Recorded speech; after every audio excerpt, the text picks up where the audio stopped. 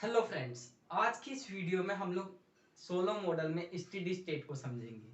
देखिए, steady state को मैं आपको दो पार्ट में समझाऊंगा। पहले पार्ट में हम लोग स्टेडी स्टेट का डायग्राम समझेंगे और दूसरे पार्ट में हम लोग स्टेडी स्टेट के एक्सप्लेनेशन को डिटेल में समझेंगे। तो चलिए करते हैं स्टार्ट।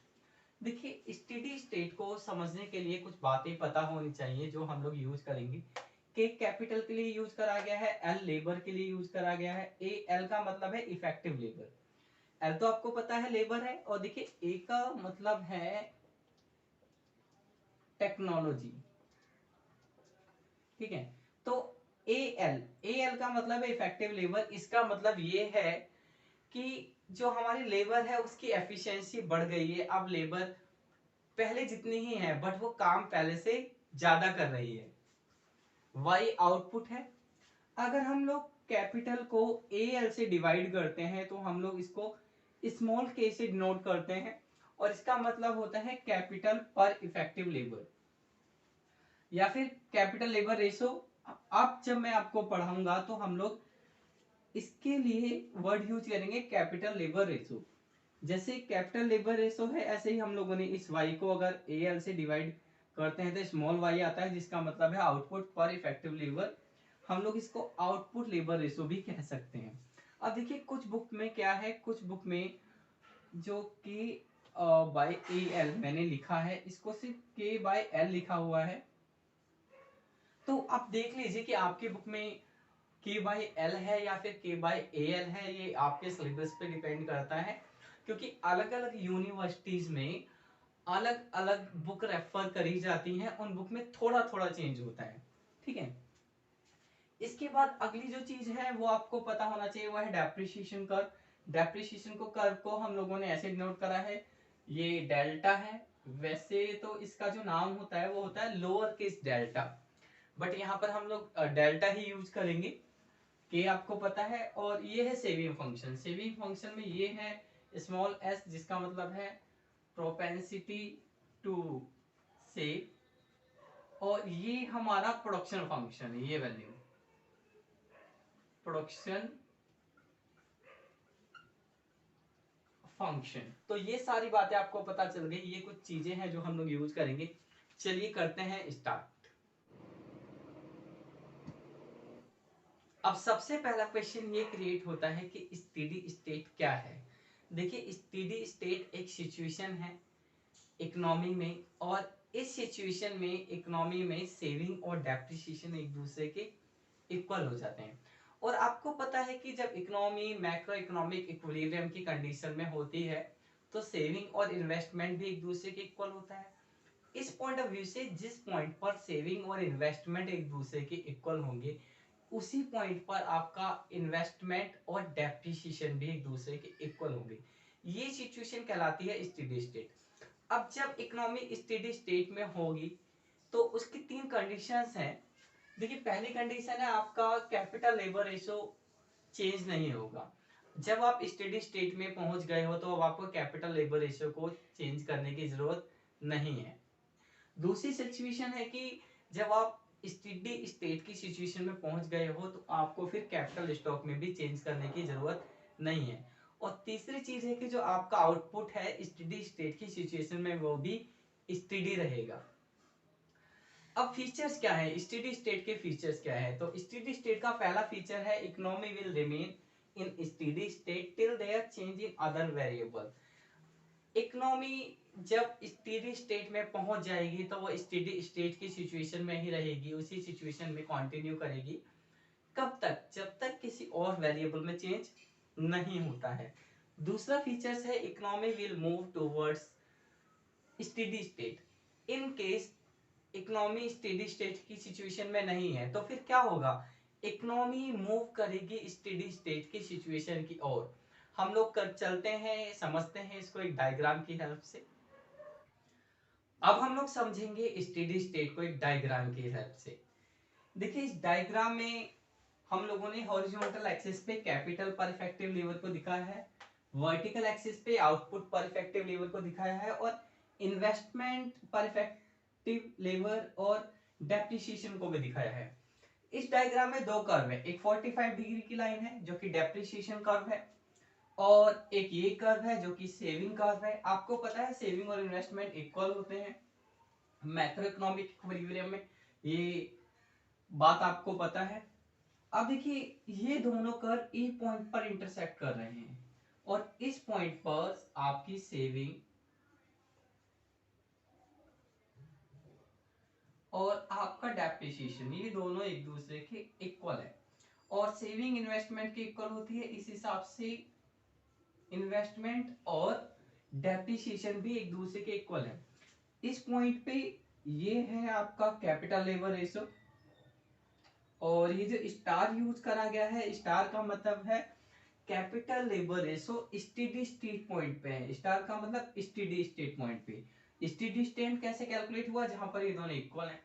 तो इसी स्टेडी स्टेट पे क्योंकि इन्वेस्टमेंट और डेप्रिसिएशन दोनों एक दूसरे के इक्वल हैं, और हम लोगों ने डेप्रिसिएशन इन्वेस्टमेंट को यहाँ दिखाया है, तो इस ई पॉइंट के अकॉर्डिंग हमारा डेप्रिसिएशन और इन्वेस्टमेंट एक दूसरे के इक्वल हैं, जो कि ये है, इन दोनों के ऊपर भी स्टार है। तो ये क्लियर हो गया कि अगर इकोनॉमी स्टेडी स्टेट में होगी आप उसे डायग्राम से कैसे दिखाओगे। अब अगला क्वेश्चन है कि अगर इकोनॉमी स्टेडी स्टेट में नहीं है तो क्या होगा। तो फिर दो केस हो सकते हैं। पहला केस ये हो सकता है कि हमारा capital labour ratio steady state से पहले हो। फॉर एग्जांपल ये यहां पर हमारा capital labour ratio steady state capital labour ratio से कम है और इकोनॉमी से पहले है। यहां से अगर हम एक परपेंडिकुलर ड्रॉ करते हैं तो ये परपेंडिकुलर यहाँ पे इंटरसेक्ट करता है डेप्रिसिएशन को, मींस जो डेप्रिसिएशन है वो इतना है। इस कैपिटल लेबर रेशो पे यहाँ पे इंटरसेक्ट करता है सेविंग को, सेविंग इन्वेस्टमेंट इक्वल होते हैं, इसका मतलब इन्वेस्टमेंट इतना है इस कैपिटल लेबर रेशो पे। तो अगर कैपिटल लेबर रेशो K1 है तो इन्वेस्टमेंट डेप्रिसिएशन से ज्यादा है।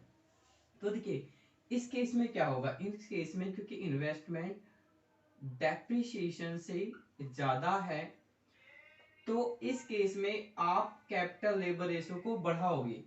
कैपिटल लेबर रेशो क्या करेगा, बढ़ेगा, और ये कब तक बढ़ेगा, जब तक ये इस पॉइंट पर ना आ जाए।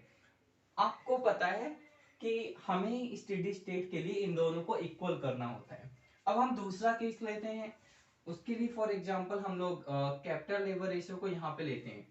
अब हमने capital labour ratio steady state के लेवल से ज्यादा लिया है, तो यहाँ से अगर हम एक परपेंडिकुलर ड्रॉ करेंगे तो ये परपेंडिकुलर यहाँ पे इंटरसेक्ट करता है सेविंग यानी इन्वेस्टमेंट कर्व को, और इस पॉइंट के अकॉर्डिंग जो इन्वेस्टमेंट है वो इतना है I2, और ये परपेंडिकुलर यहाँ टच करता है डेप्रिसिएशन कर्व को, तो इस पॉइंट के अकॉर्डिंग जो हमारा डेप्रिसिएशन है वो इतना है। तो अगर कैपिटल लेबर रेशो के स्टार से ज्यादा है मतलब K2 है, तो देखिए डेप्रिसिएशन ज्यादा है और इन्वेस्टमेंट कम है, तो इस पूरे एरिया में इन्वेस्टमेंट कम है डेप्रिसिएशन से। तो हमें क्या करना पड़ेगा, इस केस में हमें कैपिटल को यानी कैपिटल लेबर रेशो को घटाना पड़ेगा। तो रिजल्ट और कंक्लूजन ये आता है, अगर आप इधर हो, आप कैपिटल लेबर रेशो के स्टेडी स्टेट पॉइंट से पहले हो तो आप आगे की तरफ मूव करते हो, अगर आप बाद में हो तो आप इधर मूव करते हो। ये एक ऐसा पॉइंट है जहां पर आपको कैपिटल लेबर रेशो को चेंज करने की जरूरत नहीं पड़ेगी। अगर आप इससे पहले हो तो भी आपको कैपिटल लेबर रेशो चेंज करना पड़ेगा, बढ़ाना पड़ेगा। अगर आप इस पॉइंट के बाद हो तो भी आपको कैपिटल लेबर रेशो चेंज करना पड़ेगा, घटाना पड़ेगा। There is only one point of capital labor ratio. There is no need to change in capital labor ratio. That is called steady state, and it is the situation when saving function and depreciation function are intersecting to each other. Means you can say investment and depreciation are equal at steady state. अब हम लोग steady state को detail में समझेंगे कि जो steady state का concept है, स्टेडी स्टेट की सिचुएशन है वो कैसे ड्राइव होगी, और उसको ड्राइव करने के लिए आपको किन किन चीजों की नॉलेज होनी चाहिए। तो चलिए करते हैं स्टार्ट। अब हम लोग समझेंगे कि स्टेडी स्टेट का डेरिवेशन कैसे होता है। देखिए स्टेडी स्टेट के डेरिवेशन को जब आप समझाओगे तो वो चार बातें हैं जो हमें समझनी होती है, जो हमें समझानी होती है एग्जाम में। पहली चीज प्रोडक्शन फंक्शन, दूसरी चीज मैक्रो इकोनॉमिक इक्विलिब्रियम, तीसरी चीज ग्रोथ इन कैपिटल, और जो फाइनली बाद में आपको समझाना है वो समझाना है स्टेडी स्टेट। तो जो पहली चीज है प्रोडक्शन फंक्शन वो ये है, हम लोगों ने ये प्रोडक्शन फंक्शन लिया है। यहाँ पर वाई आपको पता है आउटपुट है, क्या कैपिटल है, एल लेबर है, और जो ए है ये है हमारी टेक्निकल प्रोग्रेस। और हम लोगों ने ये माना है कि जो टेक्निकल प्रोग्रेस हुई है वो लेबर के फेवर में हुई है। इसका मतलब लेबर की प्रोडक्टिविटी बढ़ गई है। हमारे पास टोटल लेबर तो उतनी ही है जितनी पहले थी, नंबर ऑफ लेबर उतनी ही है, बट अब लेबर की एफिशिएंसी बढ़ गई है। अब लेबर पहले से ज्यादा प्रोडक्टिव हो गई है और लेबर अब पहले से ज्यादा काम कर रही है। और ये जो टी है, टी का मतलब टाइम है, इसको हम लोग डायरेक्ट नहीं लेंगे, इनडायरेक्ट ही लेंगे, तो इसे इग्नोर कर देंगे और बाद में हम लोग प्रोडक्शन फंक्शन को फाइनली ऐसे लिख लेंगे। अब ये जो प्रोडक्शन फंक्शन है, इस प्रोडक्शन फंक्शन का एक फीचर्स है, this production function follow constant return to scale.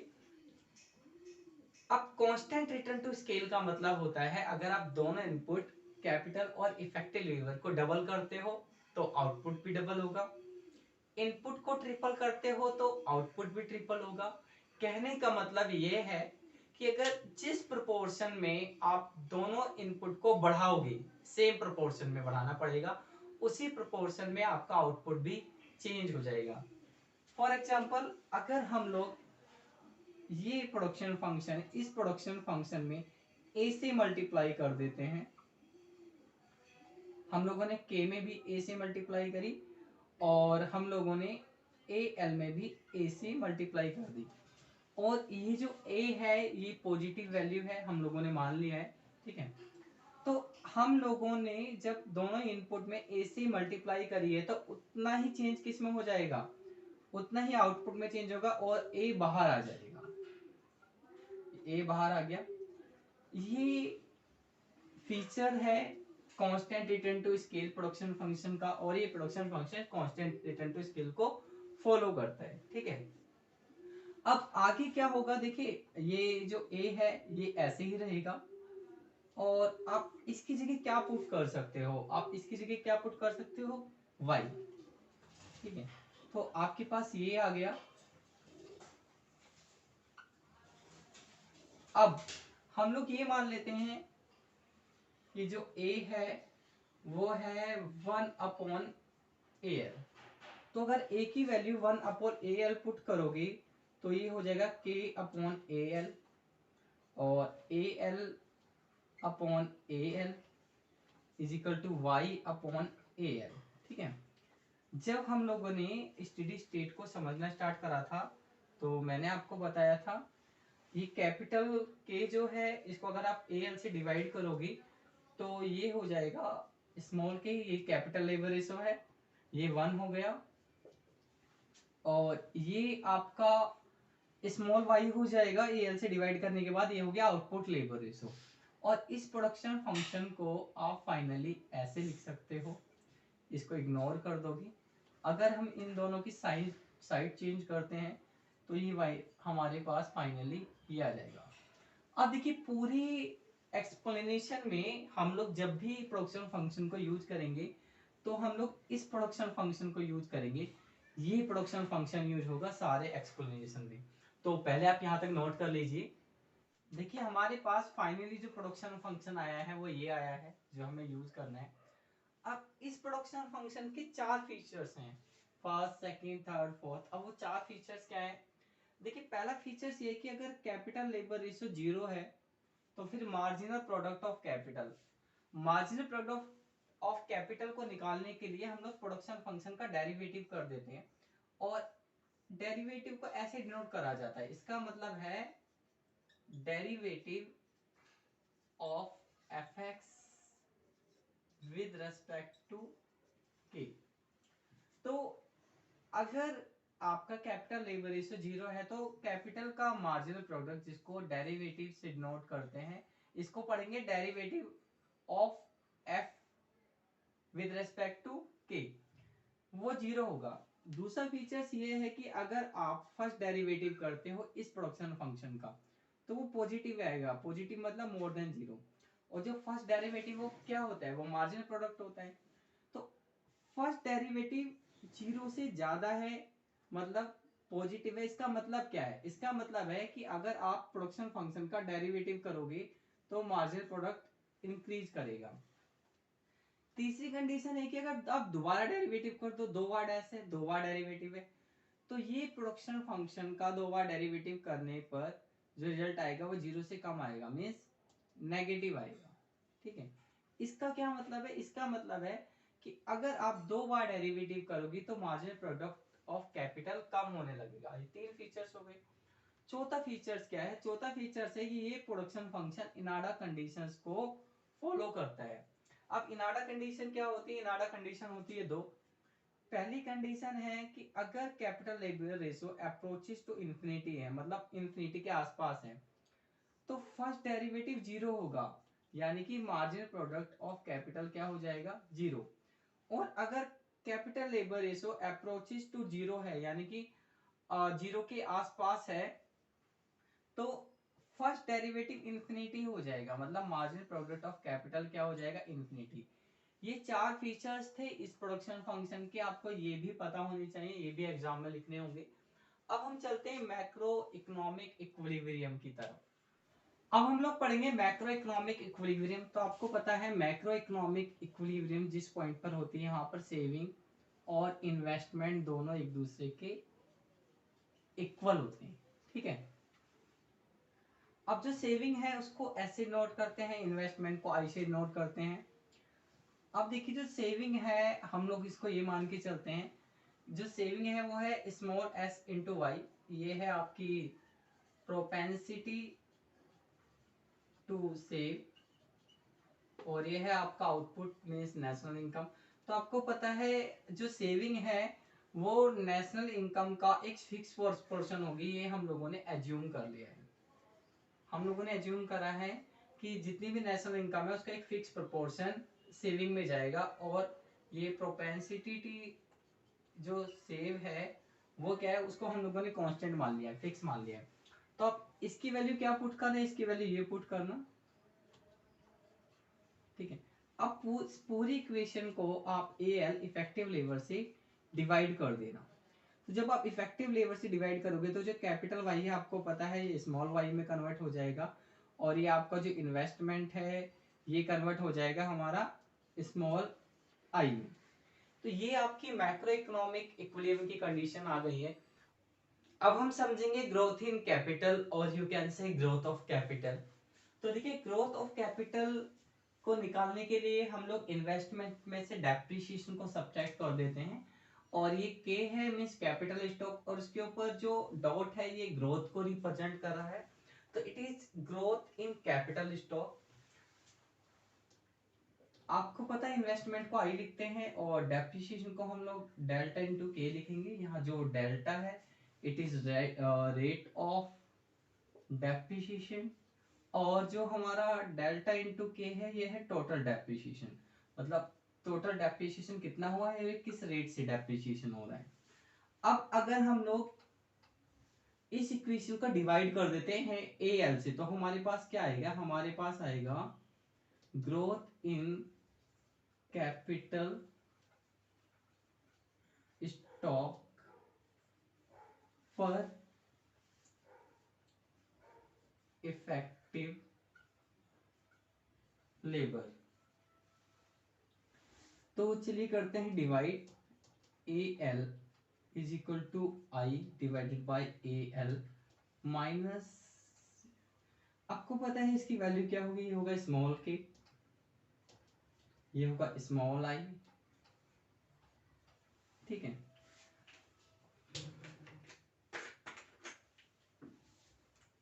अब देखिए आपको पता है कि आई यानी इन्वेस्टमेंट और सेविंग दूसरे के इक्वल होते हैं, तो हम लोग इसको सेविंग इक्वल लिख सकते हैं। ये हम प्रूव कर चुके हैं कि इन्वेस्टमेंट सेविंग इक्वल होते हैं, और सॉरी इन्वेस्टमेंट सेविंग इक्वल होते हैं मैक्रो इकोनॉमिक इक्विलिब्रियम में, हम लोग ये प्रूव कर चुके हैं इतना। ठीक है, तो ये आ गया। अब आपको ये भी पता है कि जो y होता है उसकी वैल्यू ये होती है, तो यहाँ पे क्या आएगा, यहाँ पर ये आएगा। अब हम बात करते हैं स्टेडी स्टेट की। तो देखिए स्टेडी स्टेट वो पॉइंट होता है जिस पॉइंट पर कैपिटल लेबर रेशियो में कोई चेंज नहीं होगा, यानी कैपिटल लेबर रेशियो को अब चेंज करने की जरूरत नहीं है। और कैपिटल लेबर रेशियो में चेंज नहीं होगा तो कैपिटल में जो ग्रोथ है, यानी कि पर इफेक्टिव लेबर कैपिटल में जो ग्रोथ है वो क्या होगी, जीरो होगी। तो इसी पॉइंट को हम लोग स्टेडी स्टेट कहते हैं। स्टेडी स्टेट की अगर हम बात करते हैं तो स्टेडी स्टेट पे कैपिटल लेबर रेशियो की जो ग्रोथ है वो जीरो होगी। उसके बाद ये इक्वेशन क्या हो जाएगी, इक्वेशन हो जाएगी जीरो, दिस माइनस दिस। इसको आप इधर लेके आओगे, इसको आप ऐसे लिख सकते हो, आप इसको ऐसे भी लिख सकते हो,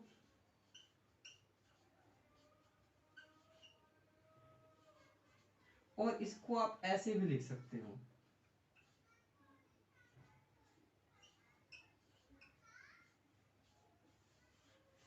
तो ये हो गई आपके स्टेडी स्टेट की कंडीशन। और अगर इकोनॉमी स्टेडी स्टेट में नहीं है तो क्या होगा, मैं आपको पहले ही बता चुका हूँ।